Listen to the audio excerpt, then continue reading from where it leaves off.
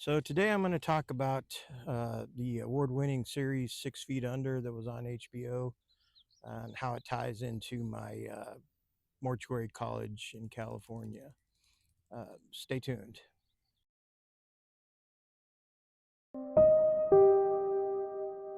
Are you ready for true tales from a real undertaker? Everything from strange situations to crazy paranormal experiences. For over 20 years, Mark Tofson was a funeral director and embalmer working everywhere from California to Japan. Get set to hear about his hauntingly crazy adventures.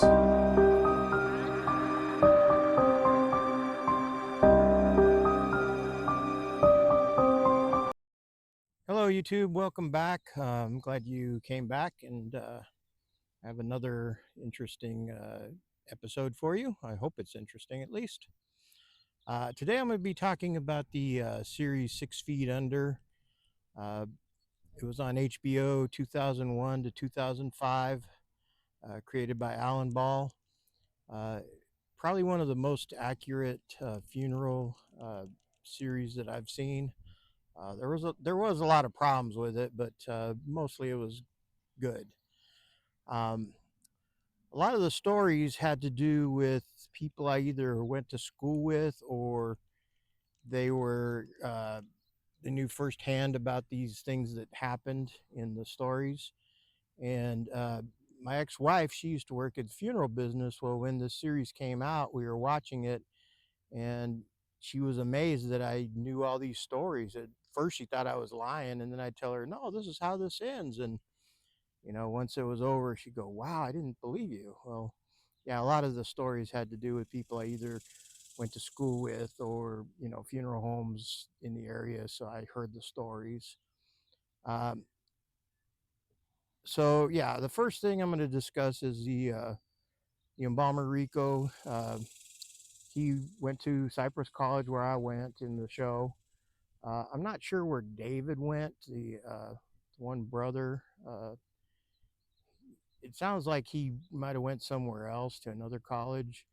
And then the other brother, Nate, I'm not sure what happened with him because he didn't actually go to school, but they had him taking a funeral director's license test, which I don't understand how you could do that. California used to be all you needed was an embalmer's license. Anybody could be a funeral director at the time.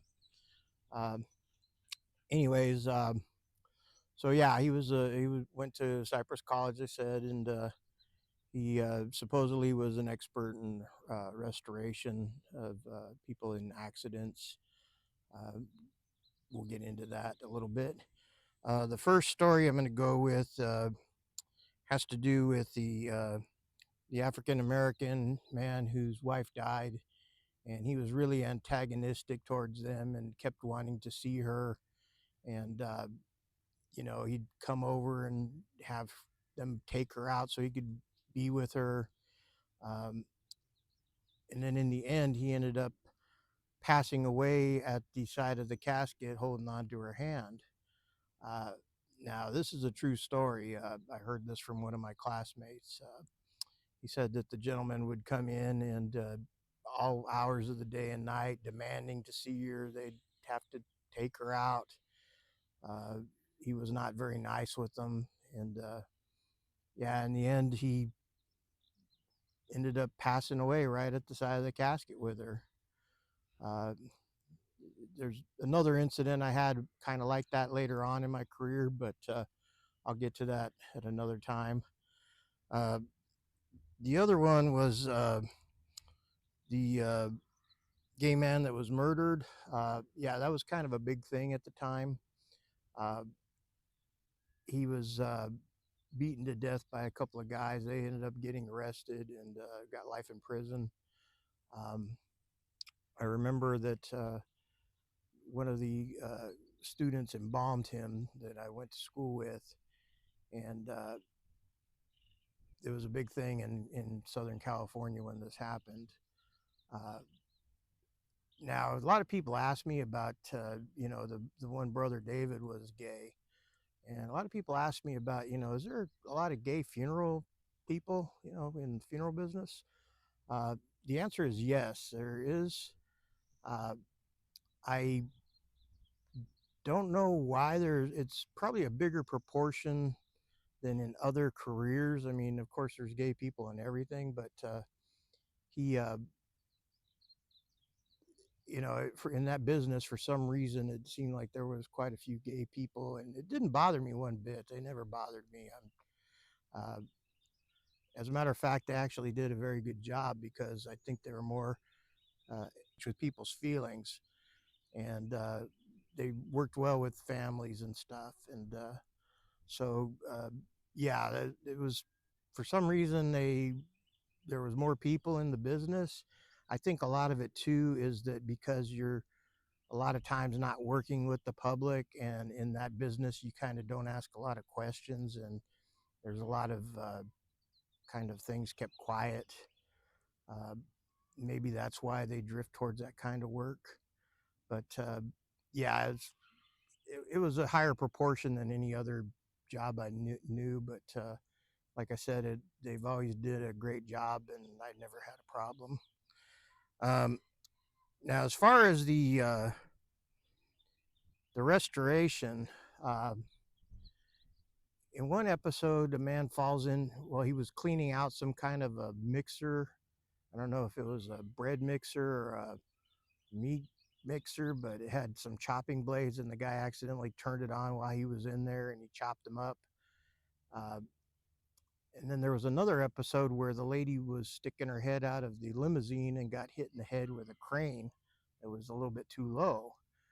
And Rico, the embalmer, both times made them look like they were, never touched. In the show, they looked perfect. I could tell you in real life that would never happen. Uh, the guy in the mixer, I can pretty much guarantee there would have been no viewing. Uh, in the show, he looked perfect, and they even opened the casket up because the lady wanted to see the shoes. And that was the episode where Claire stole the foot and put it in her ex-boyfriend's locker. But yeah, they everything looked perfect, and I could tell you in real life that would not have happened. The lady that was hit in the face with the crane, well, you could do restorative art, but I don't. She wouldn't have looked like she did in the show. I mean, of course, she looked perfect in the show, but you know, you would have noticed some damage, and you might have gotten her to where people could see her, but it wouldn't have. She wouldn't have looked exactly the same. Uh, Restorative artwork is very difficult. Uh, I kind of had a foot up in it because I was an artist, and I also, since working in the TV and movies and stuff, theater, I knew more about makeup than a lot of people did. Uh, I remember that we used to charge like $90 an hour for restorative artwork, and there was a couple of cases I did where I had to work, 5 to 9 hours on one person because of an accident or an injury. But yeah, it they looked a little bit too good in the show, and I wish they would have stuck to a little more reality and made it a little bit more believable for the funeral people. And that was part of the problem I had in Japan, was they thought that embalming was some kind of a miracle, that you could make everybody look perfect after embalming, like they did before they died. And I tried to explain to them that that's not how it worked. And then plus, over there, I only had like 3 hours to embalm the person and dress them and cosmetize them. And embalming chemicals take hours to work, usually like 24 hours at least to start working. And they wanted it done in 3 hours. So, uh, the tissue didn't bind up and get kind of hard to help you with the makeup and things like that, restorative art. So it was, we were kind of putting them out a little bit too quick, but that's what they were pushing over there was, hey, this is kind of a miracle thing. And I had so many problems over there because of that. Um, the man that got hit by the falling lunchbox, that's true. One of the guys that I worked or went to school with, he was telling us about that, where the guy accidentally dropped the lunchbox off the big building and hit some guy in the head and killed him. Um, The the one that really got me was the one where the man drove up and he stopped the car at the funeral home and he pulled out his insurance papers. We call them pre-need. It's insurance for the funeral. Pulled them out of his pocket, put it on the dashboard, and then passed away behind the car, um, behind the steering wheel. Um, Now this actually happened. A friend of mine said that one day they went out there and there was a car parked out there and they didn't know, they could see somebody was in it, but they didn't know who it was. It was kind of early, and they went over there and the gentleman had passed away. Well, he had the pre-need right in the dashboard, for that funeral home, and of course he had to go to the medical examiner because he died unattended. But yeah, he ended up coming back and they did his funeral. Other one that we're talking about is they had a company called Kroner that was buying all the funeral homes.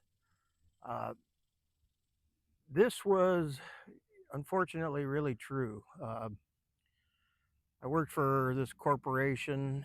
It's a corporation. They're out of Texas. They grew very large very quick. They were buying everybody out. Um, this was the early 90s.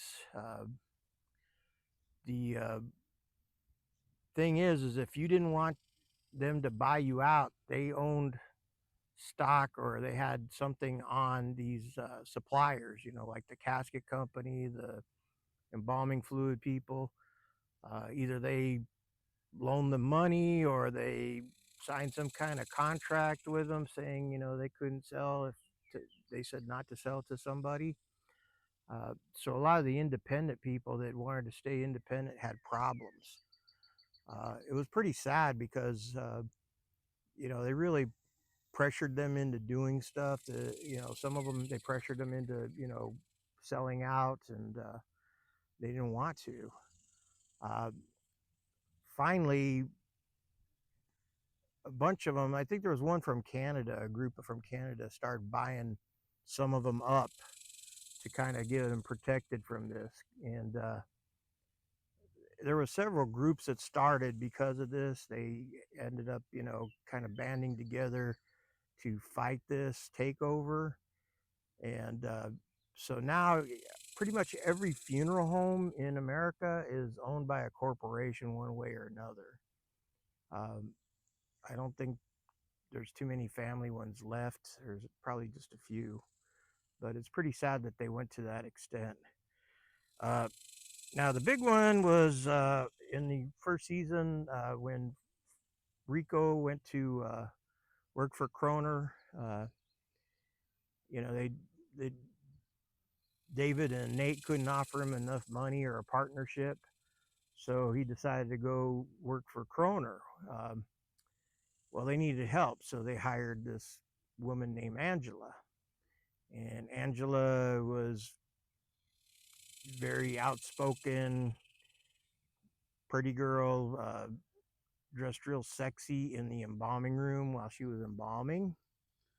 Um, this was a true person that I went to school with, and don't get mad at me because I'm not going to go with these pronoun things. I don't go with that. It's uh, you can get mad if I don't use proper pronouns, but uh, this was based on a guy transitioning into a woman that I went to school with. Her name was Angela, but his real name was Angelo. Uh, my friend came back from a funeral home. He had to pick up a body there, and he told me about this really good looking girl embalming in a negligee. And he was telling me, oh, she's so good looking, on and on. And then this person shows up at my school. Well, uh, you he looked like a woman. I mean, he could pass for a woman real easy, but there was just two noticeable things. He had a little bit of an Adam's apple, and then a part of his anatomy was a little bit too large, and people could see it. Um, I remember that some of the people to me, I could care less. I was there doing my thing. But some of the people were giving him a hard time, and he made some comments to them that was, I can't say them on here, but it was too funny. He came back pretty good on some of them. But yeah, it was based on a real person that I went to school with. Um, now, uh, I don't know what happened to. I don't think they graduated. I think he flunked out. But anyways, yeah. So it was a great show. Like I said, it was pretty much true. There was some things that weren't. Needed work. Uh, but yeah, the stories were good, and I'm just surprised that it only lasted as long as it did because there were so many fans and people watched it. So it was kind of weird that it went off air. But HBO was like that. They did that with Deadwood. They just shut that down right away too after 3 years. Um, so yeah, that's about all I got for you. Um, yeah, like I said, if you come back, I will have another episode for you here soon. Uh, Working on a few things, so I'll get back to you as soon as possible. But I hope you enjoyed this one. And if you have any questions or comments or anything, leave them, and I will either get back to you or ignore you, depending on how bad they are. Uh, but please share this with your friends, like, subscribe, and I hope to see you again soon. Thanks a lot. Bye. Please like, share, and subscribe.